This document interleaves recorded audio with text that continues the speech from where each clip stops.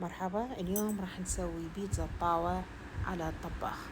مقاديرنا سهلة. هذه بيضة واحدة أنا خفقتها وراح أضيف لها فانيليا للنكهة،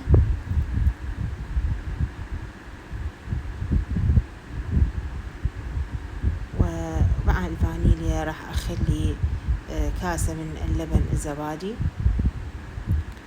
وأضيف ملعقة صغيرة من الملح، شوية خفقتها وراح أضيف ملعقة صغيرة من شاي ملح البحر، هذا لونه أحمر خاف تشوفوا فوق ملح البحر، كوب من الطحين. وهذه المقادير نضيف لهن أقل من نص الكوب زيت. إذا شفتوا العجينة بعدها قوية تقدرون تضيفون حليب أو مي أو حتى زيت. أنا شفت شوية احتجت بعد زيت ضفت لها، وأيضا طبعا مغلف البيكنج باودر. هسه يعني إحنا مقاديرنا سهلة: البيضة وكوب الطحين وكاسة اللبن الزبادي، ذرات من الملح والزيت والبيكنج باودر.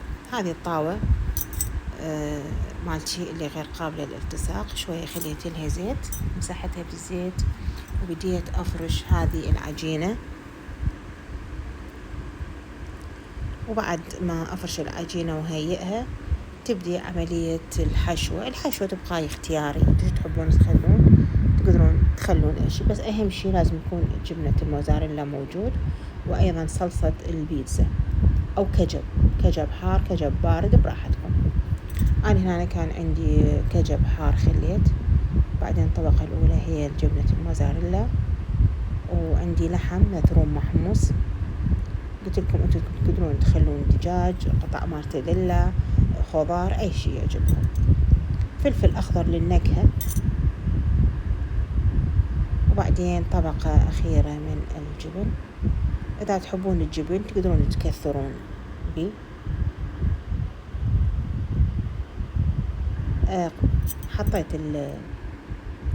غطاء الطاوة، وإذا تنتبهون هذا الثقب الموجود أنا غطيته حتى تنحبس الحرارة، ما أخذته هو تقريبا ثلث ساعة، بس أشوفها تتحرك خلاص تكون جاهزة.